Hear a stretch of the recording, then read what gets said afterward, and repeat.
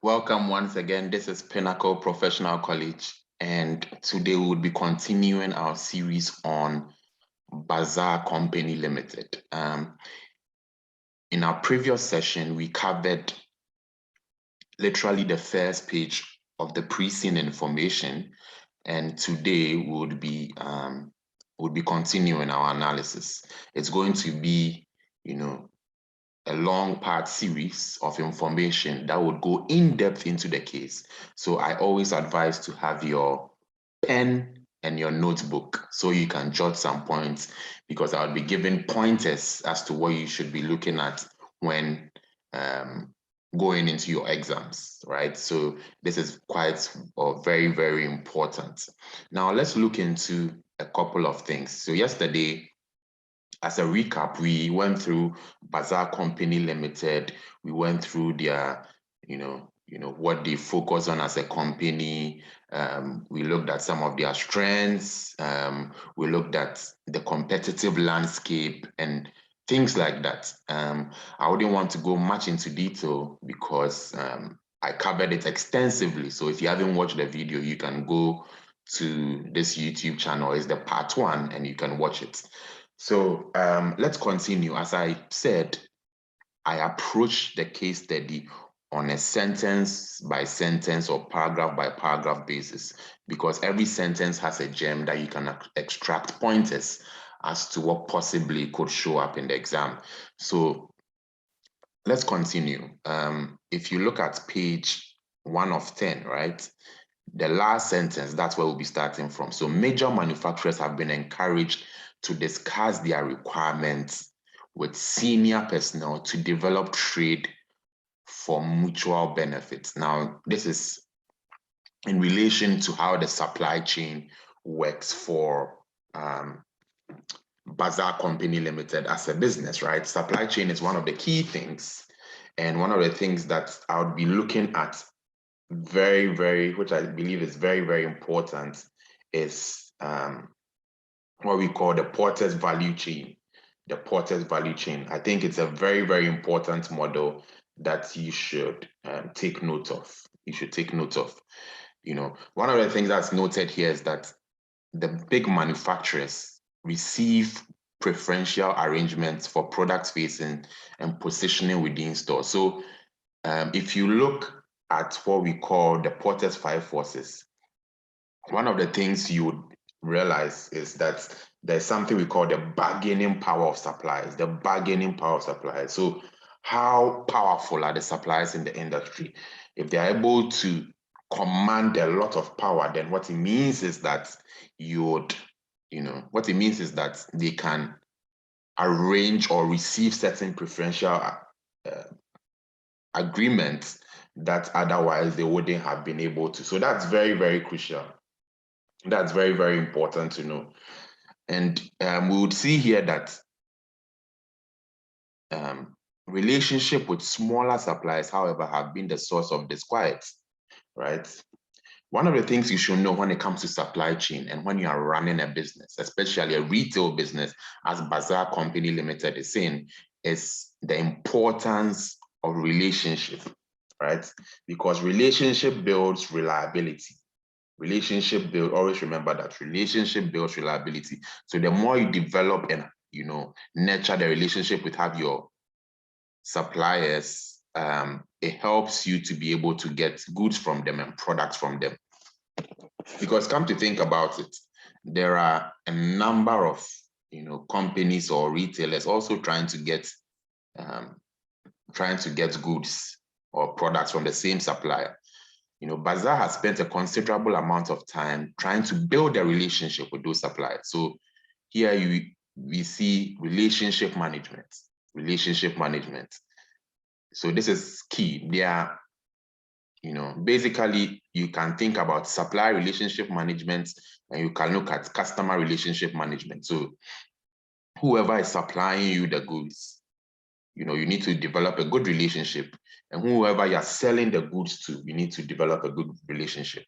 But let me circle back on what we talked about the bargaining power of the supplier. So if you haven't refreshed on the Porter's 5 forces framework, I recommend you do so. Number one is, I'll just give a brief overview of what it stands for. Number one is the threat of substitute products.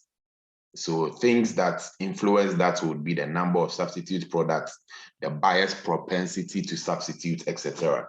I wouldn't want to go much into detail because it's important that you go through these models extensively. And I have a video which is called Models on this YouTube channel that you can look into. You have bargaining power of suppliers, right? Here we see that the larger manufacturers receive preferential arrangements. So what gives suppliers bargaining power is the number of suppliers, the size of suppliers. So that's why you need to know the larger manufacturers, very, very key. So the size of, the manufacturer is playing, of the supplier is playing a role here. The number of suppliers and the uniqueness of the supplier's product. All these give the supplier, a boost in terms of their power in the market. So we see here that Bazar is trying to build a relationship with those suppliers to build closer links, right? Which is a good thing. The code of best practices and quality assurance measures have been instituted for all suppliers. So there is some form of quality arrangement, for all suppliers, right? So it's important to understand the code of best practices when it comes to supplier and customer relationships. What are some of the key quality arrangements or codes that govern,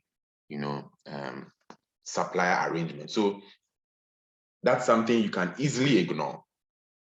But when we talk about quality assurance, right? When we talk about quality assurance is basically a term that is used to describe the efforts taken to ensure that the product that's delivered to the customer meets with the contractual and agreed upon performance, design, reliability expectations of the customer, right?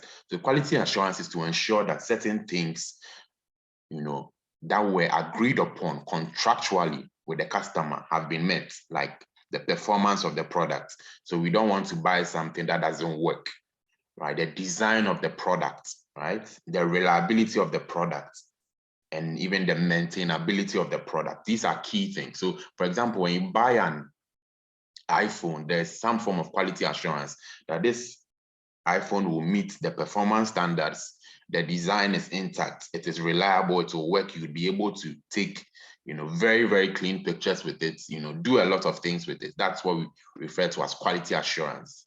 So understand, I would look into the benefits of the quality assurance for an organization like this, the code of best practices. What are some of the best practices when it comes to the retail industry? What are some of the best practices when it comes to the retail industry? What are some of the things we should be looking out for, right? What are some of the things we should be looking out for when it comes to the retail industry? One of the key things is, turnaround time. So the time from ordering to the time, the supplier is able to deliver to the customer or to Bazar Company Limited. The turnaround times must be key because Bazar Company Limited needs to manage inventory properly. And this is where reliability and relationship with the supplier comes in. Representatives from Bazar regularly visit the suppliers to ensure compliance, right? So they go to the supplier to ensure compliance, to discuss product development, sales, and joint promotional arrangements. So there's some form of partnership here. You would want to see with your own eyes as a company, which is a good thing, right? Which is a good thing. You want to see that the company is, what do you call it? Is doing things correctly, is complying with the necessary standards, and that, and you're able to get involved or discuss product development issues and stuff like that. But one thing that's on the downside for me as I go through this case is that Bazar has simply refused to, participate in R&D activities, and R&D is basically research and development. Sometimes organizations will set a portion of their budget for research and development. They will set a portion of their budget for research and development. And this research and development goes into things like researching about products, developing products, stuff like that. And Bazar has refused to participate in those activities, right? And refusal to participate in those activities would have an impact on Bazar, because that would limit, the level of product research that's done, as well as the development of products, But upon all this too, Bazar still wants to promote a view of suppliers that puts them in the Bazar family working together. So they believe in the relationship side of things. However, they do not want to participate in the R&D activities. And why could this be? Maybe they probably don't have an R&D budget. They are strained on cash, because you need to put money aside. And this will cost the organization some money to be able to participate in these activities. And if it doesn't even cost money, it costs some time. And that's human resource that is going. So we do not know exactly why they are not participating, but it could be an issue of costs or time, or some other reasons that we might discover as we go through the case. However, Bazar is keen to promote a view that puts them in the Bazar family working together for mutual benefit. Even though there's this whole relationship efforts, right? Building relationship, some of the suppliers have still complained that Bazar is treating its family members with a little loyalty, changing suppliers with alternative arrangements that are more beneficial. So Bazar is that kind of company who have been accused of just switching from suppliers as long as it's beneficial to them. All right, so what does this mean? What will I be thinking about here? First of all, think of the value chain. As I mentioned, think of the value chain, right? Let me go through that model briefly so that we are all on the same page. So Porter's value chain analysis, you have primary activities and you have support activities. Now, the primary activities begin with inbound logistics. They begin with inbound logistics. So inbound logistics, think of it this way. Inbound, so it's coming in, right? So this is the process of receiving, storing, and storing inputs or raw materials. So before you even create a product, you need raw materials. So inbound logistics is what is coming in as raw materials into the company. And under inbound logistics, one of the key things that is very, very important is supplier relationships. Supplier relationships. Now, when you have your inputs, right, now you need to transform your inputs into outputs. And this is where operations come in. Operations is basically the transformation of inputs into outputs. And then you have outbound logistics. So you have inbound. So inbound is the raw material that's coming in. Operations is the transformation of the inputs to output. Then your outbound logistics are basically activities that deliver your product after you've transformed the inputs to output, or the output to your customer, right? So any activities that you perform to deliver the service to your customer. Then you have marketing and sales, which you all know what it means, basically persuading your clients to purchase. And then you have service, or what some people have called after sales service, right? So this is on the primary activities, and that's key to understand here. If Bazar Company Limited is switching from one supplier to another, it means that there is no consistency in terms of supplier relationships, and that could have long-term consequences. The consequences might not be seen now, but the consequences might be seen in the future. It could have a long-term impact, because it's suppliers that give you something to sell, right? And if you are moving from supplier to supplier, rather than building a long-term relationship and negotiating terms, even if prices are high, what you would see is that you would get a reputation in the market for that, and people might not want to supply to you. Very, very important. Now let's move on to organizational structure. Organizational structure. Then when we are done with that, we'll talk about management style. Now, Bazar is known for a family-centric management. A family-centric management. Now, when you hear the word centric, it means centralized, right? In our previous session, we talked about a centralized management structure where authority sits at the top and instructions are basically sent from the top for implementation at lower levels of the organization. So the organizational structure of Bazar is family-centric.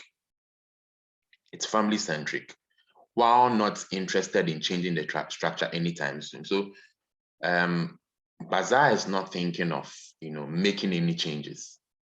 They are not thinking of making any changes now, which is quite interesting, right? They are not thinking of making any changes now. At the head office, there are some ranges of functions, including HR and organizational development and finance and operations, which is also directly providing oversight to procurement and supply chain management. Whose role is to implement the core policy and other advice to the stores. So these departments of functions, HR, OD, finance and operations, provide some oversight to procurement and supply chain management, right? Whose role is to implement the core policies and advice to other stores. So we are talking about the org structure here, right? So you have a family-centric management. At the intermediate level, however, there are skeleton staff employed in several regions. And again, this includes finance and other offices. So when we say skeleton staff, I'm sure you might be wondering, what does skeleton staff mean? So what does skeleton staff mean? So skeleton staff basically means it's simply a term that is used to describe the minimum number of employees needed to operate a business during a vacation, weekend, or other period where people do not normally work, or a full staff is not necessary. So it's other people call it a skeleton crew. There are times of the year where things are not, activity is not that huge. There are times of the year like that where activity is not that huge. So during those times, you need skeleton staff. So during times like a vacation, weekend, in this case, weekend that might not apply to Bazar because their weekends on Sundays and Saturdays are quite busy. Or there are times when people generally do not work and you need skeleton staff in those moments. So that's very, very important. That's very, very important. So basically what I was referring to is that you have different kinds of functions or departments that are overseeing the supply chain, right? I think I talked about that.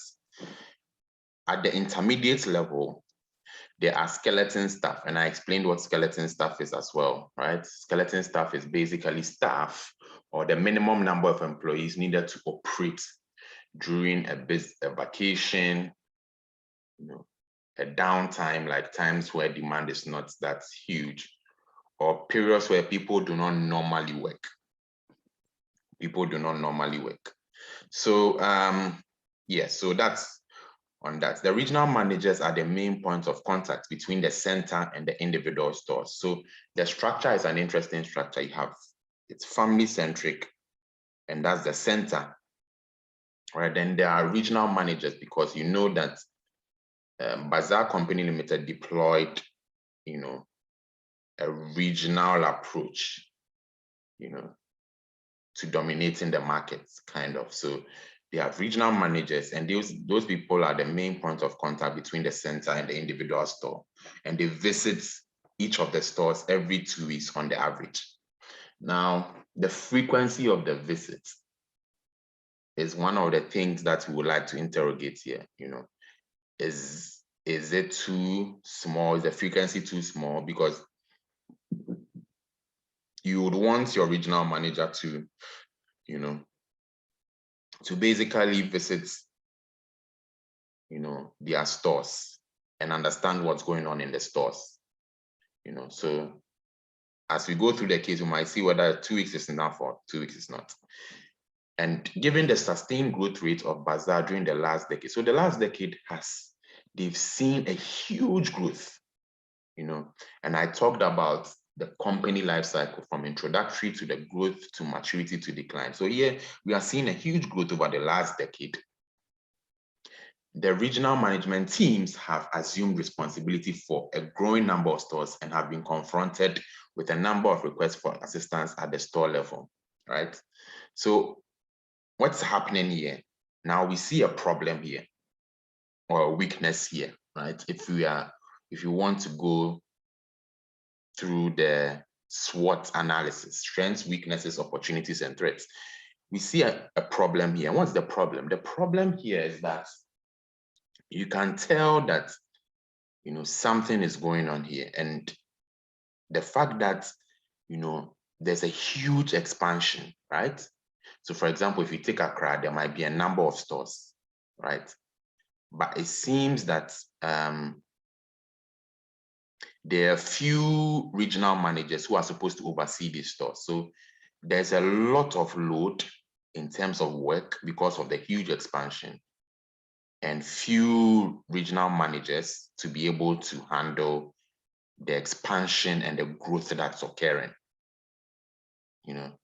That's occurring. So you are seeing that there are a number of requests coming in as to whether these regional management teams would be able to keep up with the growing requests. That's going to be something that's quite interesting to monitor. But you can see a possible mismatch between the regional management teams, the number, and the size of the regional management team, and the size or the growth or expansion of the stores,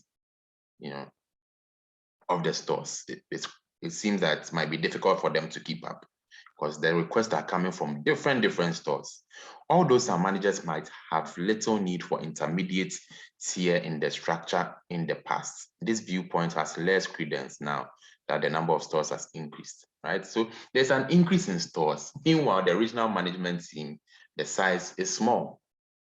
It's not that huge compared to the growth that has been occurring, right? So there's been a case where in this organizational structure where you have the center, you have the regional managers, and you have the stores, there's been some arguments around having an intermediate structure between the regional management and the stores to be able to give some kind of backbone to the regional managers so that the stores can go through the intermediate structure for certain issues and escalates very important issues to the regional managers. But it seems like this viewpoint has less credence now that the number of stores has increased, right? It was not done from the beginning and the growth has occurred. So it's becoming possibly quite challenging. Each store is run by a store manager who has a number of deputies with him or her. And below this, so now we are going into the store structure. We are going into the store structure. This is very important. We are going into the store structure. So every store is run by a store manager, right? And this store manager has a number of deputies. And below this store, there are a series of departmental heads. Now, study this structure properly. Study the structure properly. There are a number of departmental heads. In the store, every store, there are divisions, right? Every store, there are divisions. So that's very important to understand. There are a number of divisional heads or departmental heads. covering areas such as grocery, warehouse, bakery, and customer service. Now, organizational structure is one of the most important things, right? And in the McKinsey 7S model, one of the things that is frequently talked about is structure. How the company is organized and set up, because it's the structure that drives growth. And if there's a flaw in the structure, it's going to affect the company, right? Just think about it as your body structure, right? Your body structure. If a bone breaks or something happens in the structure, it affects you as a human being. So this is the structure. So there's a store manager, there are departmental heads, and there are a number of junior managers, often supervising not more than a handful of people for sections such as fresh foods, delicacies, or staff restaurants. The departmental and sectional managers spend a large proportion of their time with same duties as the staff they supervise. So the departmental and sectional managers also spend time doing what the staff does and also supervising them. So there seems to be a lot of pressure here. So when I look at this structure, I would go through a SWOT analysis, and I kind of did as I went through, pointing out the strengths of the structure and the weaknesses. I'll go through the strength of the structure, the weaknesses of the structure, and areas of possible, refix. How do they move from a centric structure to another form of structure that is more acceptable? So, because it's a family-centric structure, I would be looking into the advantages of centralization. You would have to read more on the centralized and decentralized structure. That's very, very important. The centralized and decentralized structure. So what are the advantages of centralization? If you know the advantages of centralization, then you can know the strengths of the structure. One of the things is that decisions can be made quickly because authority is devolved at the top. So that's one advantage of centralization. So if you haven't refreshed on advantages and disadvantages of centralization and decentralization, please do so. It's very, very important when you are trying to understand organizational structure. So what are the advantages of centralization? Let me run you through a few.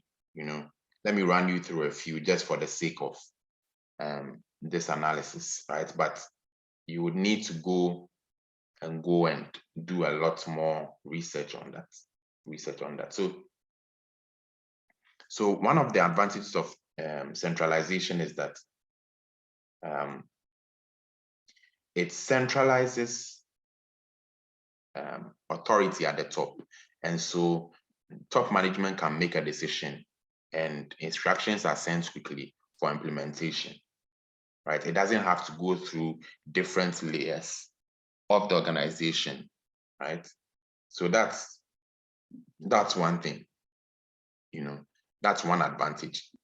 A disadvantage of that is that lower levels of the organization do not feel involved in the decision-making process because everything is centered at the top, right? So that's a weakness. So, one of the recommendations, could we look at, for Bazar Company Limited, could we look at devolving more authority to lower levels of the organization? And could we look to approaching a more decentralized structure, right? A more decentralized structure. That's very, very important. So what are some of the, advantages of decentralization? What are some of the advantages of decentralization? I'm sure there are a couple that come to mind. But number one advantage of decentralization is that it reduces the burden on the top executives. It reduces the burden because in centralization, everything is done by the top, right? And for decentralization, it also motivates the employees because they feel part of the decision-making process, right? they feel part of the decision-making process. And decentralization, in a sense, can also develop and train people in the organization, because as you give people the power to make decisions, you are developing them and training them. You are developing them and training them. So that is something to know. That is something to know. So please go into your notes and learn more about decentralization and centralization. It's very, very important. Very, very important. Very, very important. So let's move on and talk about, so I've pointed out some strengths and weaknesses of this. Think about how best you can restructure this company. Do we need an intermediate layer between the regional managers and the store? Possibly, just to reduce the burden on the regional managers and even some sectional managers as well. Now let's move on to management style. Let's move on to management style. Traditionally, Bazar operated with a somehow authoritarian style of management. So when I look at management style, right? When I look at management style, clearly, once I've heard management style, I would go and research more on management style. There are different types of management styles, and I can mention, about over 5. There are probably about 10 of them. So there are about 10 of them, but they are grouped into about 5 categories or 3 categories, let's say. So there's the autocratic management style, there's the democratic management style, there's the laissez-faire management style. So I wouldn't want to go into all of that, but under the autocratic management style, that's where you see the authoritative management style, which Bazar is operating here. So the management style is not great. It will not get people motivated in the long term. So that's a flaw. That's a weakness, right? So you have authoritative management style, you have persuasive management style, you have paternalistic management style, you have the consultative management style, you have the participative management style, the collaborative management style, you have the transformative management style. You also have the coaching management style. You have the delegative management style. So these are different types of management style. So I would look into the different management styles and see which is best for Bazar Company Limited. In Bazar Company Limited's case, they would need a participative, collaborative, consultative, and transformational management style. The authoritarian management style, does not yield results in the long term, but it might be yielding results in the short term, but employees will not feel happy. You see, so it's been described by some managers as almost autocratic and militaristic. It's like the military are in the military, and people do not want that. In recent years, this has softened, and there has been a drive to create a more open style. So Bazar has even recognized that, and supervisors seek to get ideas from staff and to operate in an informal manner. So they are approaching the collaborative management style approach. To some extent, this shift in approach has been stimulated by the fact that managers are highly dependent on staff's consistent high quality service to customers. The importance of quality and customer care is continually stressed to employees, partly because the company is exposed to high level of competition. So quality and customer care are critical success factors.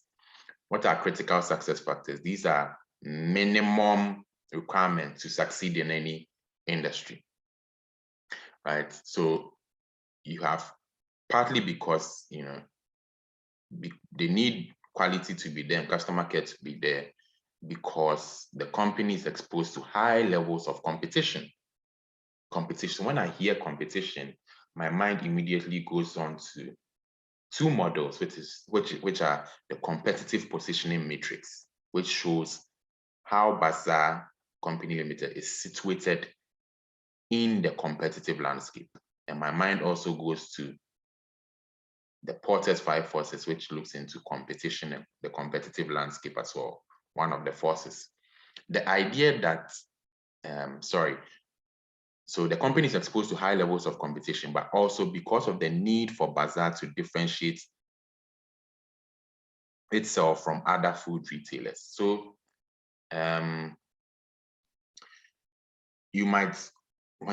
differentiation is a key word, right? Differentiation is a key word, right? So it's something that we need to look into, we need to look into. There are two types of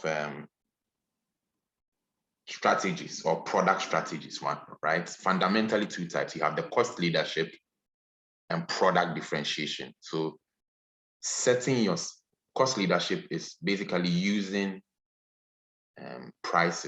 lower prices to lure customers. Product differentiation is basically designing a product that sets you apart from the market.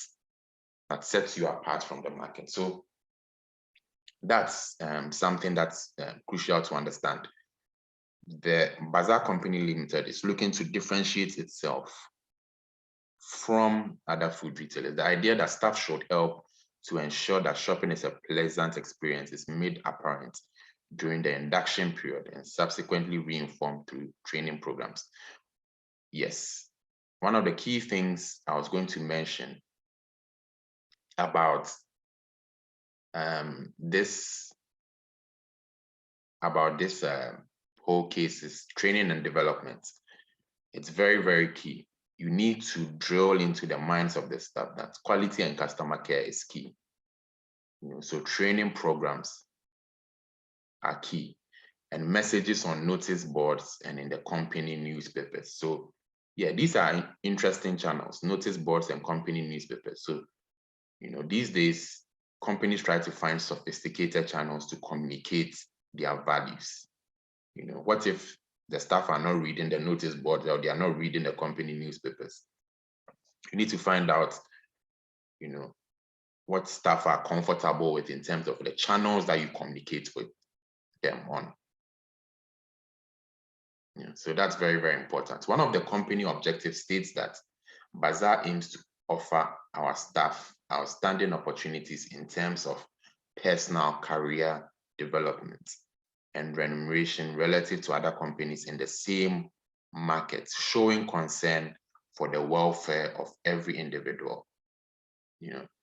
So we are being told here that Bazar is trying to do its best.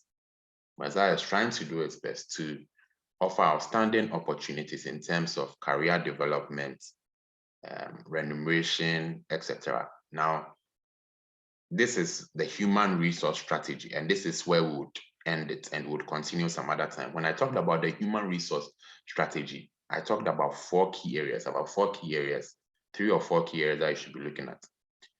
Number 1 is recruitment, which is acquisition. Number 2 is retention. Number 3 is training and development. Number 4 is remuneration, incentivization, and motivation. These are key areas when it comes to human resource strategy. And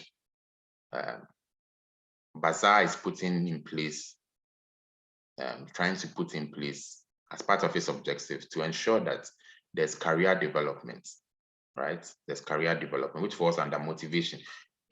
Career development motivates staff to stay in the organization and to grow in the organization. They show concern for the welfare of every individual, including the payment of continuous professional development fees to core staff to hone in their skill, right? So training and development is focused on, they try to pay for these CPDs or continuous professional development courses for them, which is a good thing, right? So basically, we see some strengths here. We see some weaknesses as well in their org structure. We saw some opportunities, some opportunities to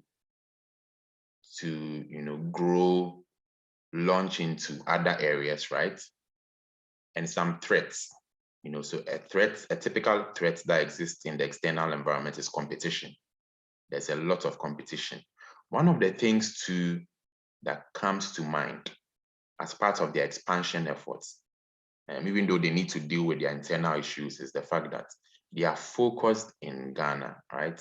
And the Ghanaian market seems to be very, very saturated. So it might be in their best interest to look into the horizon and look at other countries and try to see what they can do in other countries as well. So this is where we would bring today's lecture to an end. If you haven't subscribed to the channel, please do so. We'll be continuing this series again, so we are able to focus on page 2 today. So we'll be moving on to page 3 and trying to understand Bazar Company Limited a lot more. Thank you and have a good day. Bye-bye.